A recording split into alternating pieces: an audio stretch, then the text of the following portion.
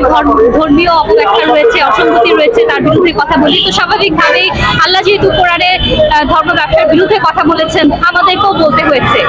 তো এই পয়েন্টটাতেই আমরা বেশি বাধাগ্রস্ত হয়ে থাকি। তখন আপনারা এ থেকে উত্তরণের জন্য কি কি পদক্ষেপ গ্রহণ করেন? কোথাও কি চড়াও আপনারা হয়েছেন কিনা? আপনাদের উপরে আক্রমণটা কেন করে? আজ পর্যন্ত হিজবুত তৌহিদের এই 29 বছরের পথ চলায় আমরা কখনো নিজে থেকে তাদেরকে আক্রমণ করিনি। আমরা সবসময় শান্তিপূর্ণভাবে সভা সমাবেশ করে আমাদের বিভিন্ন পুস্তিকা, বিভিন্ন প্রকাশনার মাধ্যমে এই ধর্মের সেই প্রকৃত ব্যাখ্যাগুলো তুলে ধরারই চেষ্টা করেছি। সবসময় এই অসঙ্গতিগুলো তুলে ধরার চেষ্টা করেছি।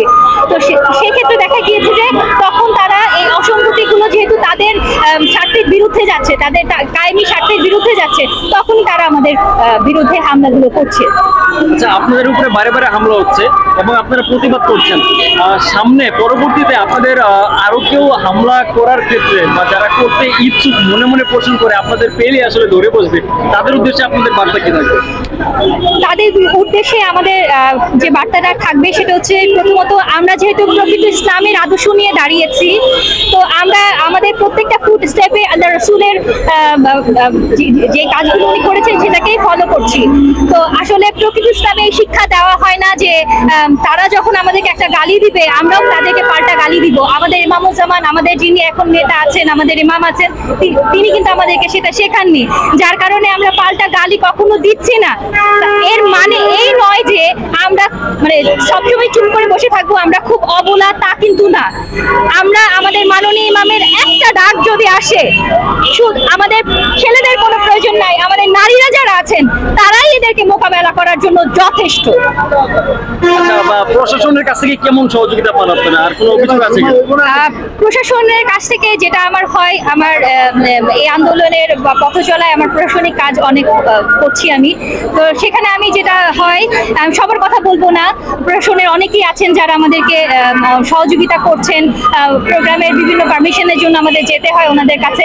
কিন্তু কিছু কিছু জায়গায় আমরা আসলে এই ধর্ম ব্যবসায়ীদের যে একটা সিচুয়েশন তারা তৈরি করে রেখেছে, ধর্মের দোহাই দিয়ে একটা সিন্ডিকেট তৈরি করে রেখেছে, এবং তাদের অন্ধ অনুসারীদের বিভিন্ন সময় যে উগ্রবাদী কর্মকাণ্ড, এগুলোর কারণে মানুষ এতটা অসহায়ত্ব প্রকাশ করে অনেক সময় প্রশাসন। তো তখন দেখা যায় যে আমরা তেমন ভাবে সাড়া পাচ্ছি না, তারা তাদেরকে ভয় পাচ্ছে, তাদের সংখ্যাকে ভয় পাচ্ছে। অথচ যদি আমরা একটু ইসলামের দিকে তাকাই বা কোরআনের শিক্ষার দিকে তাকাই, সেখানে কিন্তু সংখ্যা দিয়ে কোনো কিছু হবে না। কারা ন্যায়ের কথা বলছে, কারা সত্যের কথা বলছে, কারা হকের উপরে আছে, তাদেরকে কিন্তু সহায়তা করার কথা ছিল। এবং সাংবিধানিক ভাবেও আমাদের যে মানবাধিকার, আমরা কিন্তু যেহেতু আমরা এই দেশের নাগরিক, আমাদের সাংবিধানিক অধিকার ছিল, কিন্তু প্রশাসন আমাদেরকে সব ধরনের সহযোগিতা করবে, সেদিক থেকে কিন্তু আমরা ওই রকম রেসপন্স পাচ্ছি না। আমি মনে করি একটা স্বাধীন সার্বভৌম দেশের জন্য এটা একটা অশনি সংকেত।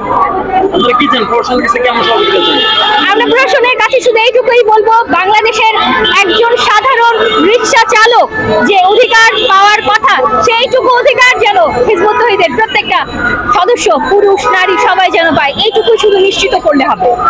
ধন্যবাদ। ধন্যবাদ আপনাকে।